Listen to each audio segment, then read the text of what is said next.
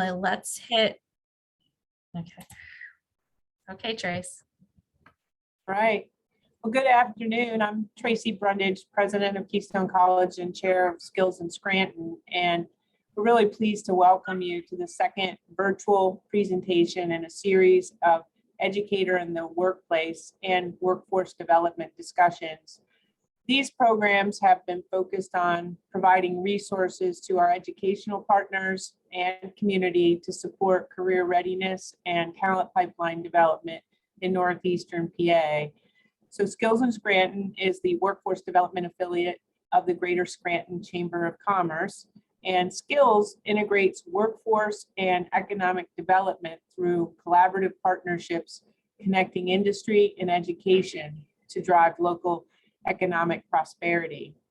So today's presentation is entitled Act 158, Pathways to Graduation, and I am pleased to introduce our guest speaker, Sue Poole, the Career Readiness Liaison with the Career Ready PA Coalition.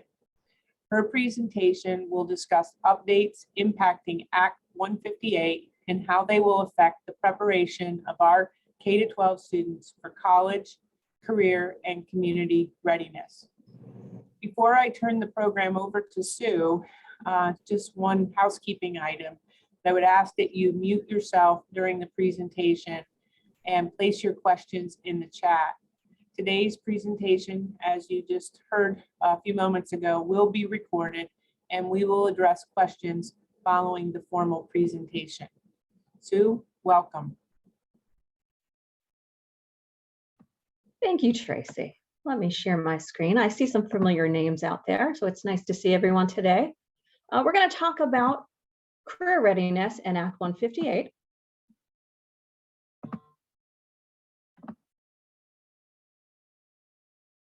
I just want to make sure everyone can see that screen. I do have a few links to videos, so please, as I'm going, if you are not seeing what I'm talking about, please stop me at any time and let me know. We're going to talk about, Tracy explained Act 158, Pathways to Graduation, but before we talk about Act 158, I want to talk a little bit about where we are and how do we get here. I am Sue Poole. I'm the Career Readiness Training Liaison for Region 7, and as you can see up on that map, Region 7 encompasses Northeastern Pennsylvania, Lackawanna, Luzerne, Schuylkill, Carbon, Monroe, Pike, and Wayne counties.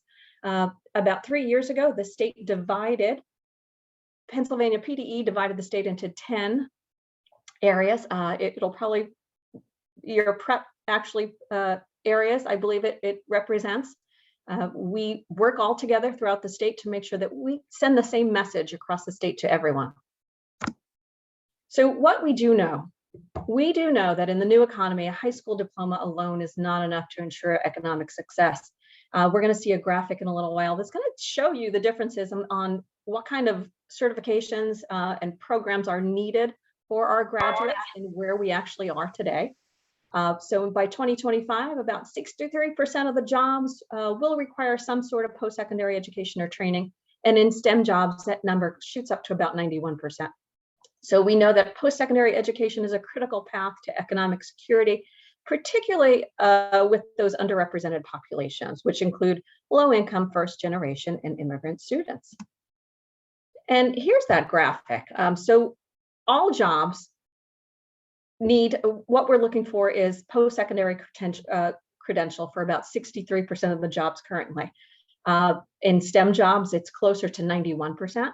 And the current PA workforce, we know, is at about 47% have a post-secondary credential. When we talk about post-secondary credentials, we're not talking about just four-year degrees. We're talking about associate degrees. We're talking about recognized credentials across the board, specialized training. I do have a video to share. I think this is one some of you may have seen already. I do think it's important to talk about and just to get us in the right frame of mind. While you're watching this video, I would like you to think about who needs to see this. You may have seen it already, but who needs to see this when we're talking about schools? So I'm going to start this. And again, please stop me if you can't hear it or if there's a problem.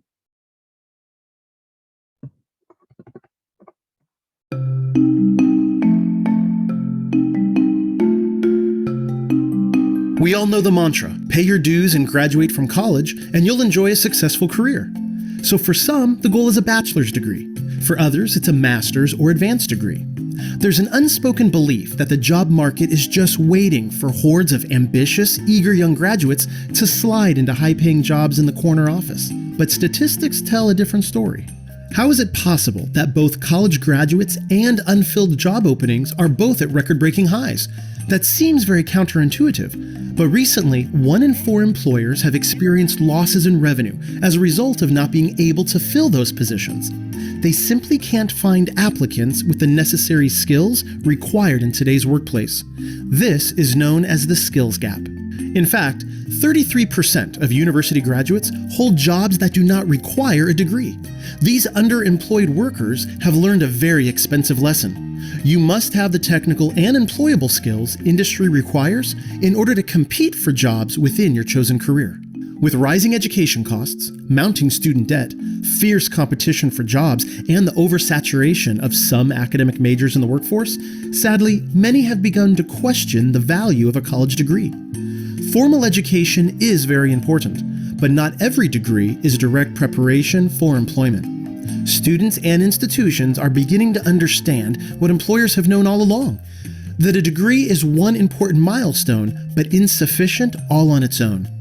The acquisition of skills that match today's job requirements are replacing the degree as the ticket to a self-sufficient future. So how do we shift from being degree-focused to skills-focused?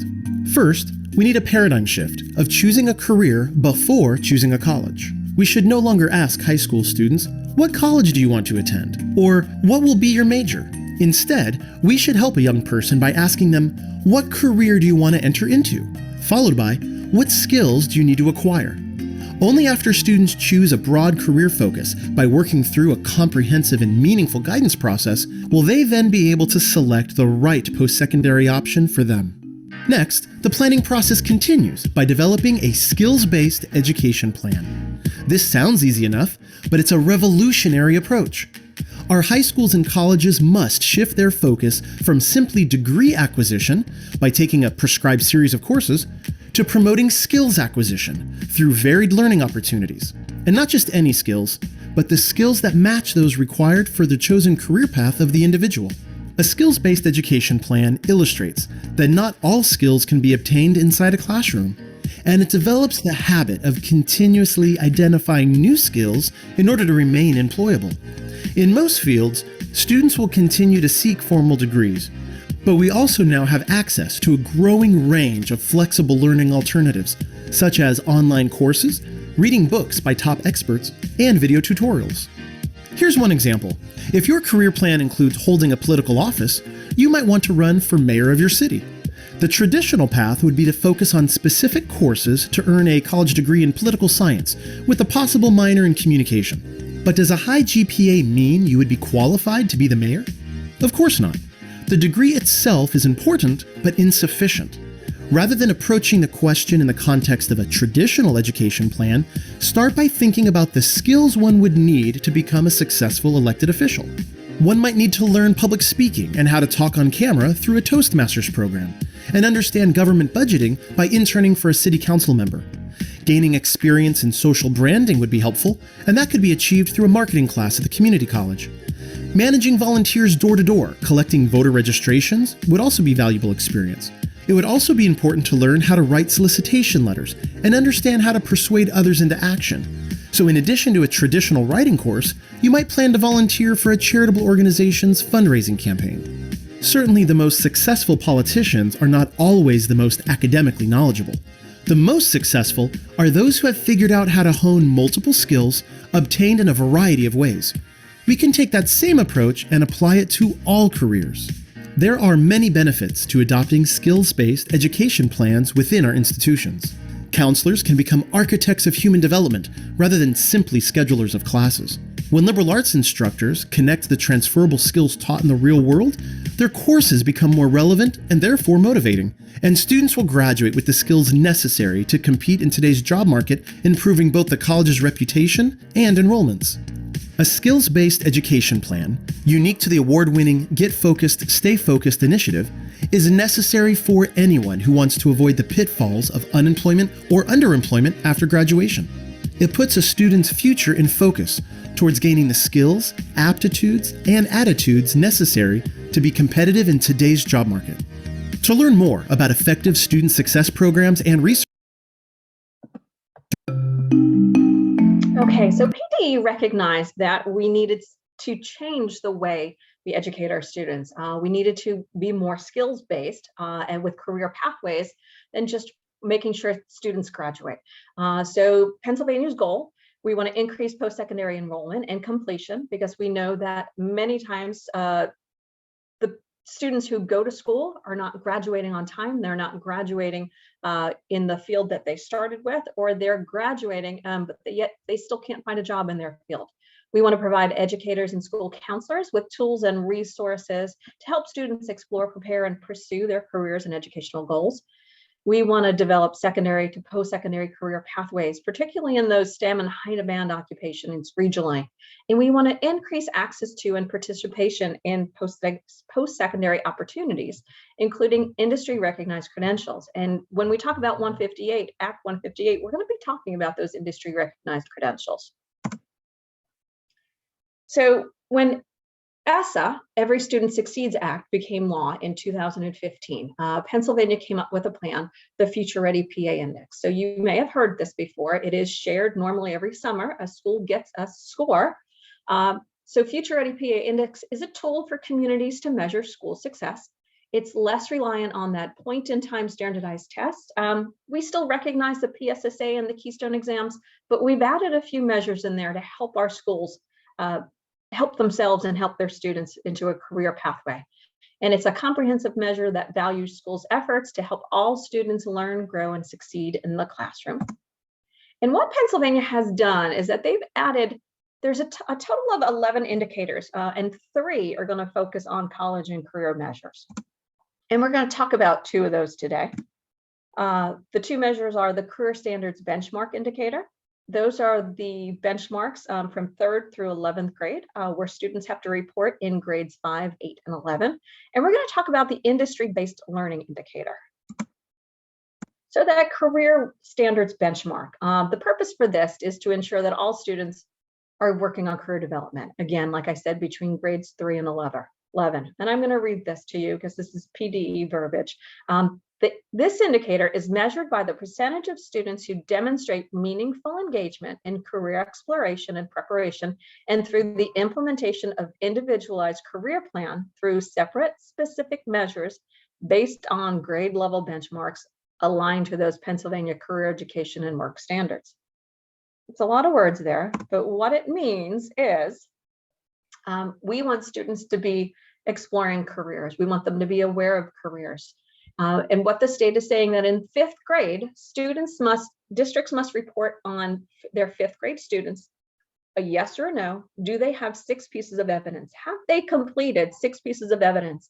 Normally, what we tell students, what we tell districts are 2 pieces of evidence from 3rd grade, 2 pieces from 4th grade, 2 pieces of evidence in 5th grade to get those 6 pieces of evidence, which you're going to report on.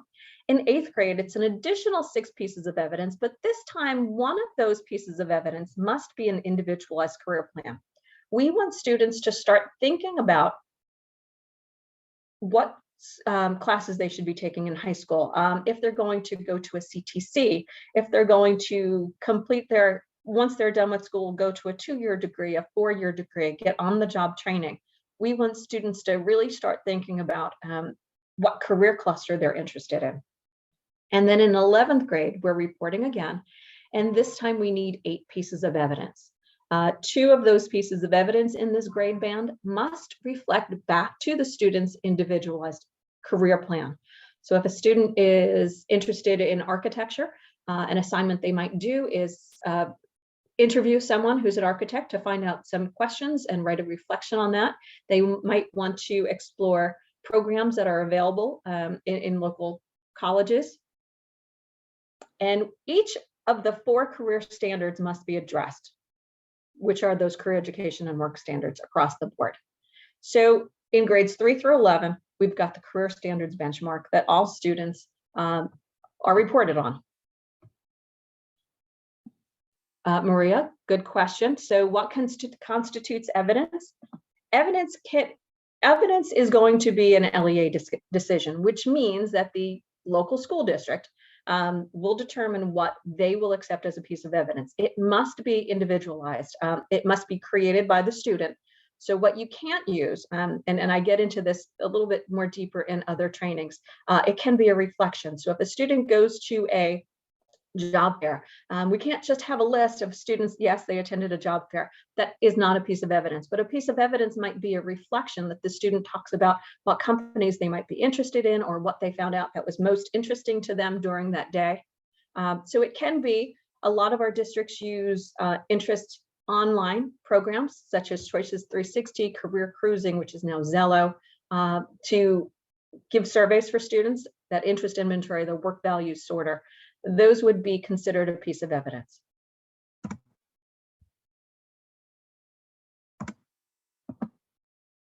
And that industry-based learning indicator is an indicator that districts need to report on for students. And this identifies the percentage of graduating students who demonstrate meaningful engagement in exploration and preparation for industry-based technical skills within grades 7 through 12. So students have to do this once, and they can get a check mark next to their name anytime between 7th and 12th grade. And those indicators actually look at whether the student scores proficient or advanced on an industry-based competency assessment. So those are those NOCT exams. So those are for your CTE students. If they score proficient or advanced on their NOCT, we're going to check off yes, that the student has participated in an industry-based learning indicator. They could achieve an industry-recognized credential, or they can complete a work-based learning experience. Work-based learning experiences include job shadowing, internships, co-op education programs, career mentoring, apprenticeships, community-based work programs for students with IEPs, and service learning. Let me check the time. I've linked this, so if Amy or Emily, if you are sharing this presentation, there's a link to Appendix A, which will actually give you the requirements for each one of these work-based learning experiences, because they're pretty strict. So if you send a student out on a job shadow for half a day, it would naturally would not count. It needs to be 3 separate locations, 3 separate days, 3 different work sites. So make sure that if you are looking at these industry-based learning indicators, you follow Appendix A, which on the PD website. So we're going to talk now about Act 158. So we've had those work-based learning opportunities, industry-based indicators, and the career readiness indicators for the last 3 to 4 years. But now Act 158 is coming into play. And this is a graduation requirement that starts in 2023. This was approved back in 2018. With COVID, it's been pushed off. It's no longer going to be pushed off. So this is something that everybody really needs to be aware of. I'm going to read this statement. Act 158 provides alternatives to Pennsylvania's statewide requirement of attaining proficiency on those 3 end-of-course Keystone exams: the algebra, the literature, the biology, in order for a student to achieve statewide graduation requirements. And effective with the graduating class of 2023, students have the option to demonstrate post-secondary preparedness through one of the 4 additional pathways that more fully illustrate college career and community readiness. So PDE is now saying there's alternate pathways that students can take to meet those graduation requirements. And PDE has put together an Act 158 toolkit, which we're actually going to get into in a few minutes. But this will actually walk you through all the pathways to graduation. So there are 5 pathways: the Keystone Proficiency, Keystone Composite, Career and Technical Education, CTE, Concentrator, Alternate Assessment, and the Evidence-Based. Keystone Proficiency has been out there. So it's students achieving a minimum scaled score of 1,500 or better in each of those 3 Keystone exams. And that means they demonstrate proficiency. Most of your students will graduate with a Keystone Proficiency, but not all will. The Keystone Composite, a little bit different. So to qualify for the Keystone composite, a student must have taken all 3 Keystone exams. In every one of these situations, the students must take the exam first. You cannot waive the exam. It must be taken and the student must fail before they can hit an alternate pathway. But they must have taken all 3 exams, and they must have at least 1 Keystone exam score proficient or advanced, and no Keystone exam score below basic. So if a student, an example of this is if a student scored proficient in 2 of those Keystone exams and a basic in the 3rd, as long as his score all added together comes up to more than 4,452, a student can graduate on this pathway. So again, a little bit differently. A student still can score basic in one of those exams, but as long as his overall score or her overall score is that 4,452, they are good to graduate. Now we start getting into some of those alternate pathways.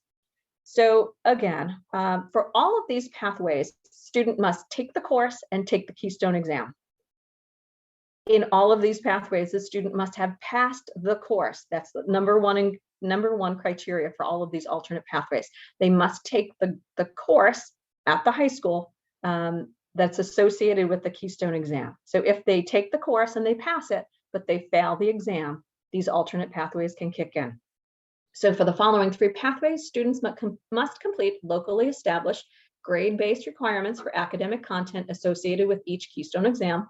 And again, that's an LEA decision on what your passing rate is, in which the student did not demonstrate proficiency. In addition to passing those courses, one way for a student to graduate is through the Career and Technical Education Concentrator. So in addition to meeting local grade-based requirements for each Keystone exam, again, passing that test, passing that course, the student must also meet one of the following. They can attain an industry-based competency certification, which is the NOCTI exam. They can demonstrate a high likelihood of success on approved industry-based competency assessment. What we're being told is they wrote this in because sometimes the NOCTI exams, we're not getting the grades back until the summer after the student's supposed to graduate. So as long as they have proven themselves and they believe, the district believes, the CTC believes that that student will pass that test, they can be signed off on this. Or they can demonstrate readiness for continued meaningful engagement in CTE Concentrator program of study. So again, as long as they pass the NOCTI or have a high likelihood of passing that NOCTI, they can graduate. So your CTC students are pretty covered. This is where we're going to actually go out into the toolkit. These are alternate assessment and evidence-based pathways. And if I can get a thumbs up from Amy, if you see that new screen. Perfect, thank you. Okay, this is the Act 158 Pathways to Graduation Toolkit. For any guidance counselors out there, this is going to probably be your friend for the next few years while we all figure this out. There's also a tracking toolkit that PDE has put together a training for. They've only done it once so far. I went through it. It looks fairly good, but I haven't tried it yet. So we're going to take a look at this Pathways to Graduation. Then I'm going to click on down here. Oops, sorry, guys.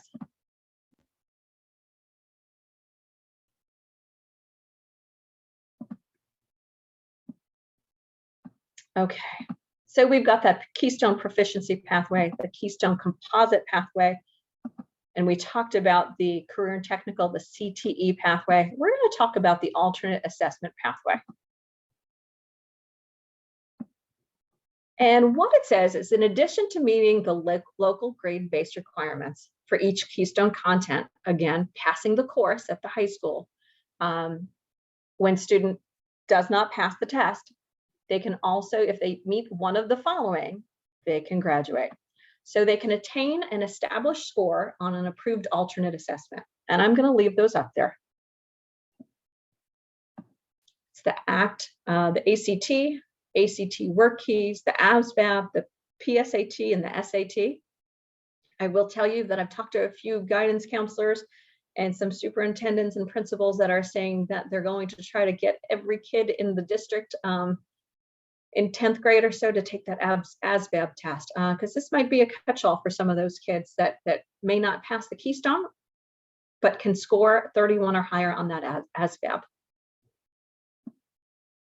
So they can attain an established score on one of those alternate assessments.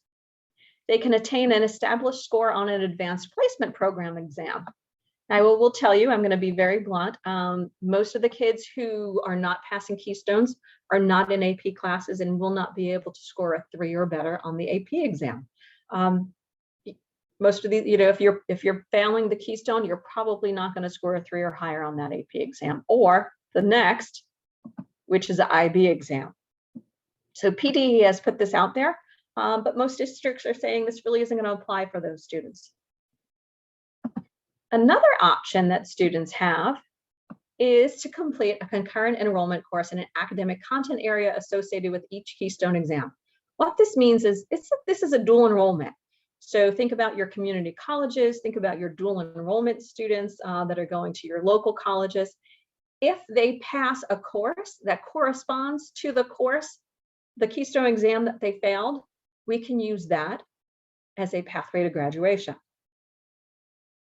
I know this is a lot of information. If you have any questions, feel free to unmute yourself or put it in chat. The next opportunity we have is successful completion of a pre-apprenticeship program. A student must earn a passing grade in one approved pre-apprenticeship program. Again, pre-apprenticeships would be great. I don't know, does anybody out there, any districts out there have a pre-apprenticeship program? So I will tell you that many of our districts who would like to do a pre-apprenticeship program or create a pre-apprenticeship program, it must connect to a registered apprenticeship program. In Northeastern Pennsylvania right now, we have very limited registered apprenticeship programs. We have apprenticeship programs out there, but they're not registered. And when they're not registered, a school cannot then have a pre-apprenticeship program that feeds into that. Any questions? Okay, and our last pathway in this alternate pathway is acceptance into an accredited nonprofit for your school. So if a student is accepted into a 4-year nonprofit institution of higher education, and they pass those courses in class, and it is a letter of admittance confirming non-conditional acceptance into an explicit program, they are in a pathway to graduation. So PDE has put a lot of things out there, alternate pathways. But when we talk about, we're going to get into the evidence base next. And this is where those industry recognized credentials fall in. And this is somewhere that a lot of our districts are not quite sure what an industry recognized credential is and how it would fit into their plans. So we're going to talk a little bit about that. So the evidence-based pathway, again, lots of words out there for PDE. But what it's saying is, in addition to meeting local grade-based requirements, students can have one piece of evidence from Section 1. So let's take a look at Section 1 right now. And we've gone through most of these already. Attain an established score on the ACT work keys, the SAT subject test. And I will tell you from what I'm hearing, the SAT subject test is no longer valid. They don't no longer have that test. An established on an advanced placement or IB course, a dual enrollment course, a post-secondary course. But let's get into that attainment of an industry recognized credential. A student must earn an industry recognized aligned to the student's goal and career paths identified in PDE guidance for students in career and technical education or non-CTE programs. So that's what we're really going to get into right now. What's an industry recognized credential and how can schools utilize those industry recognized credentials to assist their students? And the last is, so we need to have one thing from at least one thing from Section 1, and you can have at least 2. You can have 1 to 2 on the evidence-based Section 2. And again, we've talked about all of these things except certificate of successful completion of an internship, externship, or co-op education program. I'd like to know in the chat, does anybody have a co-op? If you are an academic school, do you have a co-op program at your school? We're actually trying to figure that out locally down here in Luzerne County. They can satisfactorily compliance with NCAA core courses for college-bound students, or if they have a letter of full-time employment. And let me click on that for you, just so that you know those requirements. They're at least 30 hours a week or 130 hours per month, and multiple jobs that in aggregate are reasonably a full-time job, full-time work. So again, lots of ways, but what PDE wants is for the districts to start tracking this. So let's go back and let's talk about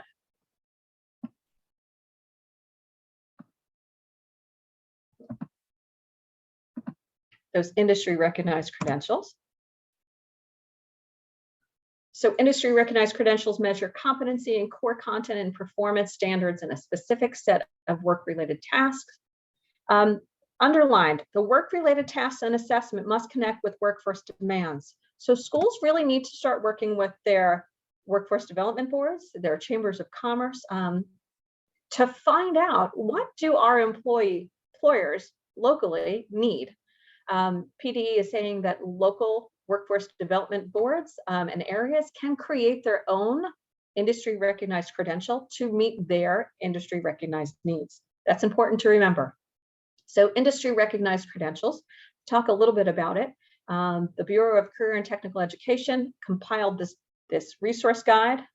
And when we click on that, it's going to give us a list of the 16 national clusters over here.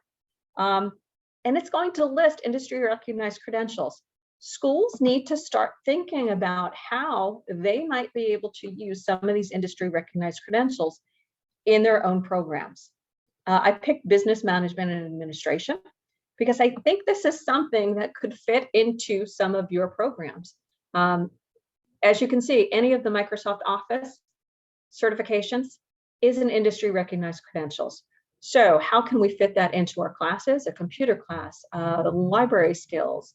Can we fit this in? Is this something that every student might take in 9th grade and 10th grade and 11th grade? Remember, this is going to be a catch-all for those students who may not meet the other pathways.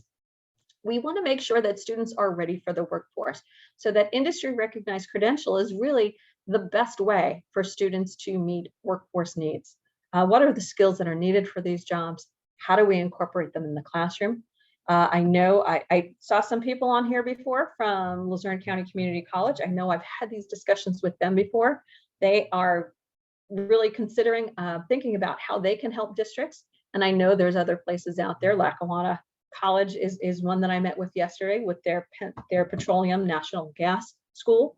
How can we help districts meet the industry recognized credential as well as increase our employability of our students? So again, this link is in the presentation that we're sending out.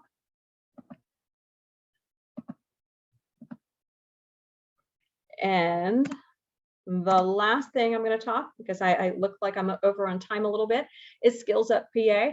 The Pennsylvania Department of Labor and Industry, as well as the career links, have created Skills Up PA. Skills Up PA was launched to provide access to free online job skill training to Pennsylvania residents, and the courses are available on the Metrics Learning Portal. And I'll click on that so you can see what that looks like.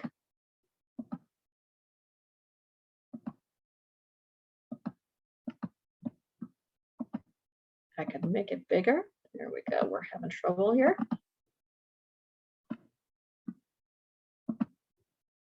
Okay, there we go. Skill Up PA. Because we're running short on time, I'm not going to show you the video, but there's a video here of getting started, and you can actually search for industry recognized credentials. There are free online training. The problem that we run into is the training is free, but you would still need to pass an exam or take a test at the end to get that certification. Thank you, Carbondale area, Holly, for getting back to me. So I'm going to wrap this up.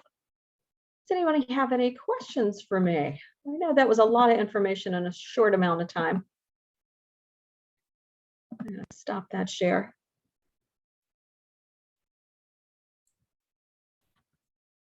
Sue, It's Amy Leister from the Scranton Chamber. Thank you so much for that. Skills in Scranton has really been trying to connect business with education to make sure that we're developing a talent pipeline with the skill sets that are needed today and into the future. Question: what is the best way industry, our membership, can connect with the K-12s in providing the career readiness and supporting the Act 158? And is there any areas across the state or the Commonwealth that are best practices for that? Yeah, I'm going to say what we lack locally is a lot of work-based learning opportunities, and that would be job shadowing opportunities, apprenticeships, just internships, job mentors, teacher in the workplace opportunities. We are missing that locally. I've been working with the Wyoming Valley Chamber of Commerce to talk about that, because when we bring new companies in, we need to start asking them, are you available for teacher in the workplace? We're willing to get you the kids and the districts involved in creating a pipeline for you, but we need your help in getting there. We need people to come out and talk about these jobs. We need you to take job shadowing kids for job shadowing opportunities, so kids will get excited about it. So it's those work-based learning opportunities that we really do struggle with locally. And I'd really love to see, I'm going to add something in there. I'd really love to see a database for our region where we can have companies sign up and list what they'd be willing to do. Because what we don't have is a regionalized database.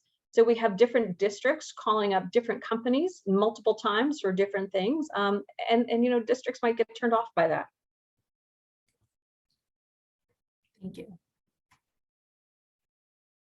Anything else? All right, I'm going to put my email in the chat. If you would like to reach out to me, feel free.